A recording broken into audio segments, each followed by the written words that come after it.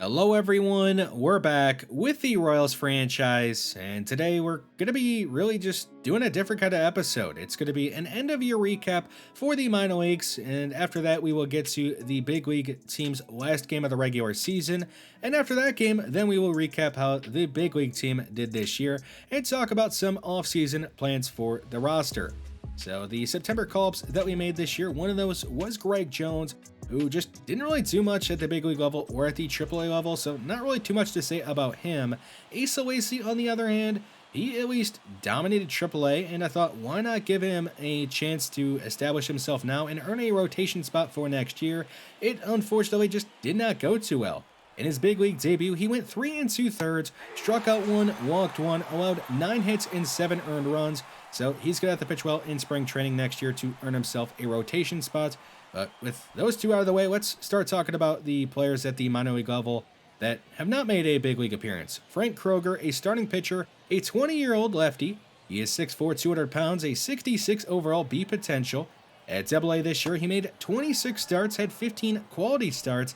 He went 165 innings and had a 3.37 ERA and a 1.24 WHIP. An overall pretty solid year for Frank Kroger. He's not a big strikeout guy, just 109 strikeouts, but he's also not a big walk guy, only 24 walks allowed. The plan with him next year is to have him start at the AAA level and just kind of see how it goes from there, and he maybe could make his big league debut next year, but not very likely. Next up is Frank Mazzacato, another left-handed starting pitcher who is a 66 overall B potential, but he is just 19 years old.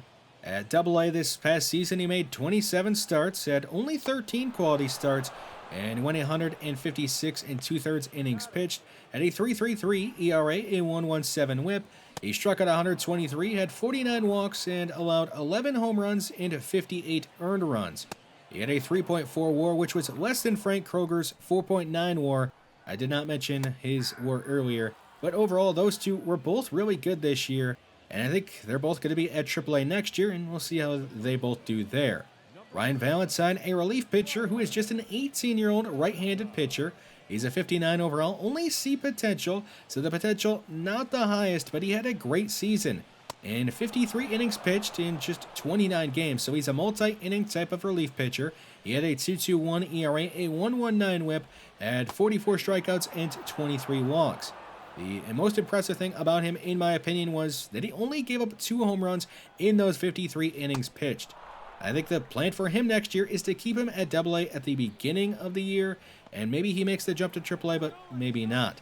Onto the position players at AA. First up is catcher John Gillis, another 18-year-old prospect. He is only a 49 overall. He at least has B potential. At AA this past year, he had 245 at-bats, had a 241 average, a 316 OBP, a 322 slugging, and a 639 OPS. He ended the year with a .3 WAR. So a not great year for him with the bat, a pretty bad year, but he at least improved on his ratings, and next year he's going to be at AA again and end up splitting time with the recently drafted catcher Nathan Flores. The next position player we're going to talk about is first baseman Carlos Feliz.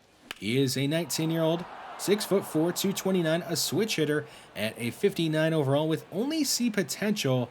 Now, the potential, not amazing, but the year he had was amazing. In 362 at-bats, he had a 290 average, a 385 OBP, a 367 slugging, and a 752 OPS, and ended the year with a 1.9 WAR. The power is his biggest weakness, but if he's able to develop the power, he is an immediate big league player in my opinion. And actually, even though he's only a 59 overall, he is going to begin the year at AAA next year. He is not only going to play first base, though, at AAA, he is also going to play some corner outfield and get some chances in the DH spot. Our top prospect is third baseman Edmundo Vasquez, and he is actually a top 50 prospect, currently ranked number 38. He's an 18-year-old third baseman at 6'5", 225, a switch hitter at only a 51 overall, but he at least has a potential. At AA this past year, he had 377 at-bats, had a 268 average, a 329 OBP, a 342 slugging, and a 671 OPS, and ended the year with a negative .8 WAR. So not a great year for him, and remember we did just draft Amaury Valentin, a third baseman who had the highest potential of any player in this past draft, so Vasquez is likely going to be moving around the diamond at AA next year, as we want Amaury Valentin to begin his career at third base at AA next year. Austin Charles is a 19-year-old 6'6" shortstop at a 64 overall with B potential. He had a great year at AA in 475 at-bats. He had a 293 average, 342 OBP, 438 slugging, a 780 OPS, 50 extra base hits, and a 3.2 WAR. It was really, a great year for him, but we are going to actually start him at AA again next year and see if he could get a quick potential boost. If not, if he's at least playing well, he's going to get a quick call up to AAA. We do have to remember that we already have Bobby Witt Jr. at shortstop at the big league level, so Austin Charles may not end up being a shortstop in the long run, so he may have to work on some secondary positions. Tristan Peters, a player that we got in a trade with the Rays earlier this year. He's a left fielder at 22 years old, a 65 overall B potential. At AA in 211 at-bats, had a 242 average, 339 OBP, 412 slugging, and a 751 OPS with a 1.5 WAR. Now with him, when we traded for him, his potential was only a C, but it is now up to a B. And we did just draft Brian Parra, another left fielder who is an A potential. So Tristan Peters is going to make the jump, not only because he did pretty well at AA and got a potential boost, but because we drafted somebody that needs to play at AA. So we'll see how he does at AAA next year, and maybe he ends up getting a call-up quickly in the early season. Center fielder Gavin Cross was the first-round pick by the Royals in the 2022 MLB Draft, and he had a great year at AA. In 117 games, he had 461 at-bats, had a 262 average, a 329 OBP, a 471 slugging, an 800 OPS, 54 extra base hits in total, with 18 of those being home runs, had 85 RBIs, and a 3.6 WAR. He is a 68 overall B potential at 22 years old, so he's going to make the jump up to AAA next year, and if he plays well at AAA, he is going to be on the Royals before you know it. It's really just a matter of when, not if, because he's going to be on the big league team at some point next year. Joshua Baez, a 19-year-old outfielder at 67 overall B potential. We did just acquire him from the Cardinals in a trade at the trade deadline, and the bat was not very good at AA. In 112 at-bats, he had a 232 average, a 289 OBP, a 357 slugging, and a 646 OPS, good enough for a .1 WAR. Now, all the highlights you're seeing are with the glove pretty much because he did impress me with the glove, but the bat, it was not very good. If he's making web gems like he did in these couple of highlights I showed you, and the bat ends up being anything, then he will be at AAA next year at some point, but he is going to begin the year at AA. We'll see how it turns out for him.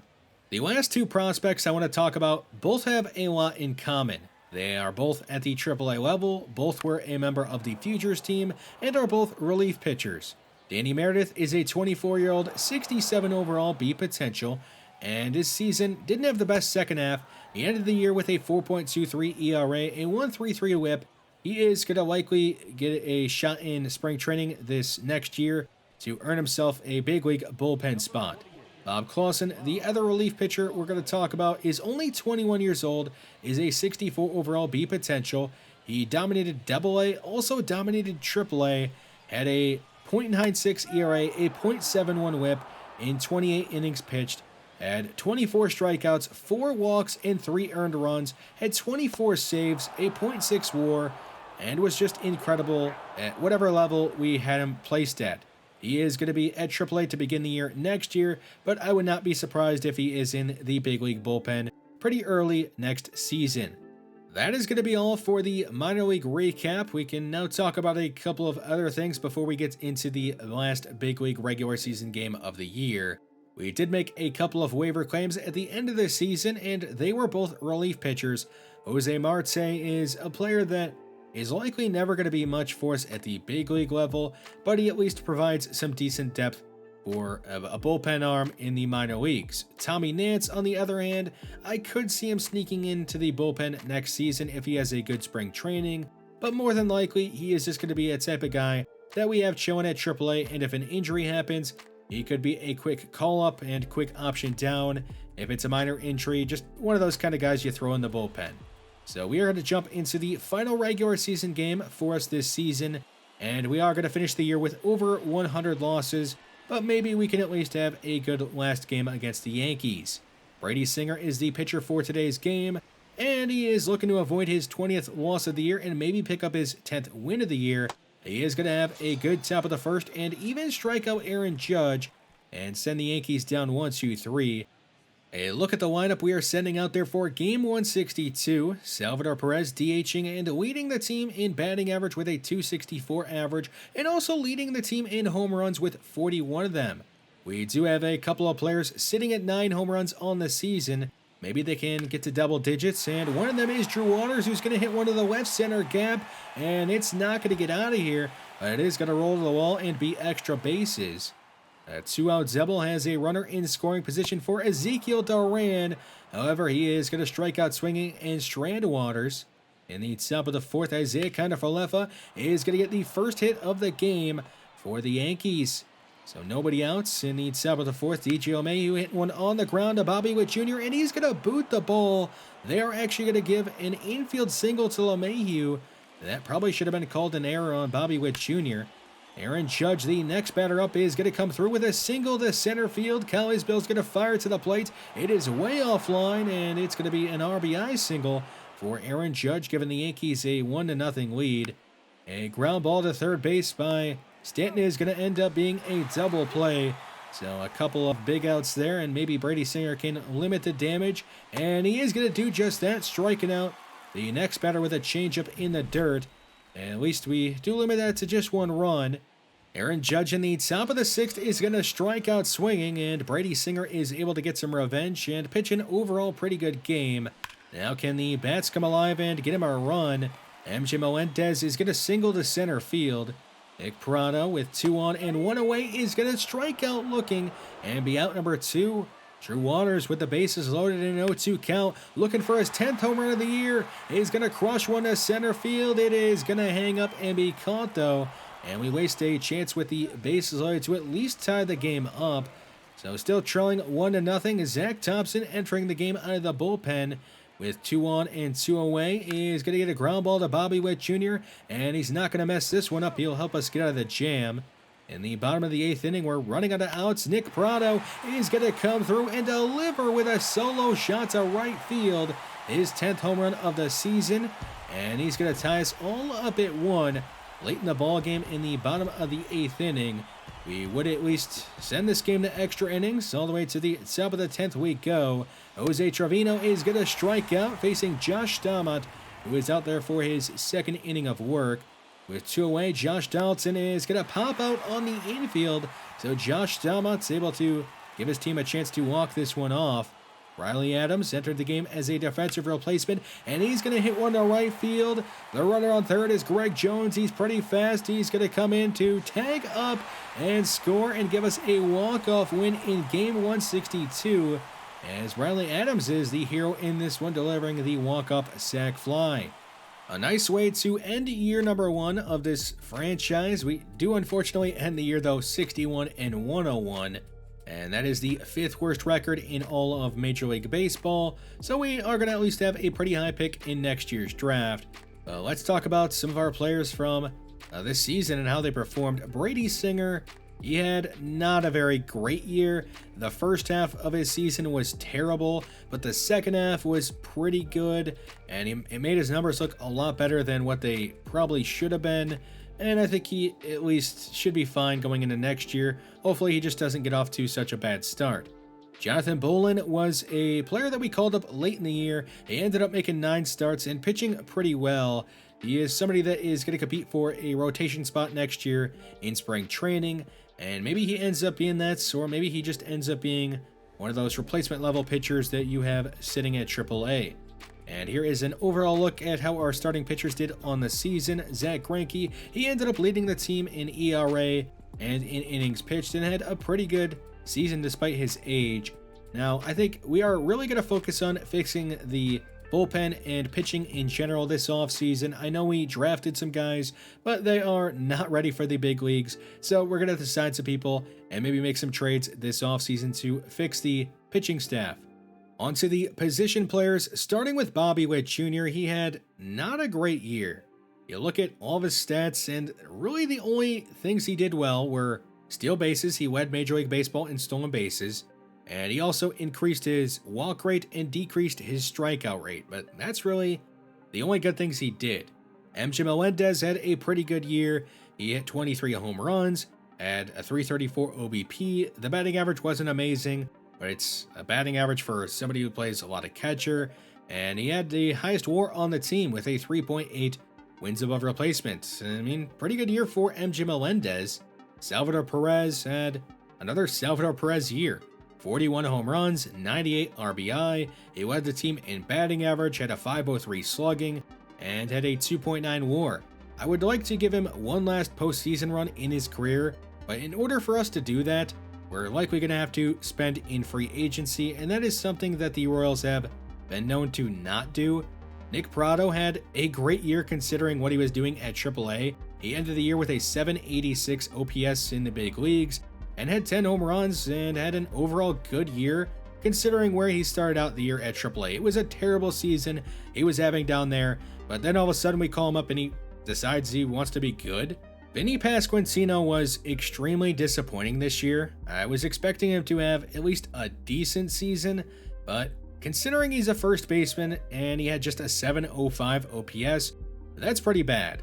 And he is actually not going to be guaranteed to be the everyday starting first baseman next year. He is going to compete with Nick Pratto, who had a pretty good end of the year for that spot in spring training. I think they're both going to make the team next year out of spring. It's just a matter of which one is going to be playing more than the other, and I guess we'll find that out in spring training. We did end up winning a couple of awards, and they were both won by our catchers. MJ Melendez ended up winning the Gold Glove at catcher, and Salvador Perez ended up winning the Silver Slugger at catcher. Let's talk about the plan for the offseason. Right now, I really want to fix the pitching staff. The bullpen and starting rotation are both not great, and don't really have a lot of players that we could call up immediately that are going to fix that. So we're going to have to address that in free agency, and I would also like to add an everyday starter in the outfield and infield that we can count on with the bat, because we just don't really have a lot of players that we can count on, and we don't have a lot of players that are right now ready to be called up to the big league team and be everyday starters. So we are going to be busy in free agency, maybe not signing the biggest names, but maybe we'll. I guess it just really depends on who ends up hitting free agency and what their contract demands end up being. You can see that the Padres ended up winning the World Series, beating the Blue Jays 4-1. And that is going to be the way we end today's episode and end year number 1 of this franchise. Let me know your thoughts down below on year number 1 and what we should do in the offseason to try and make this team better. But thanks for watching this one, and I will see you in the next one.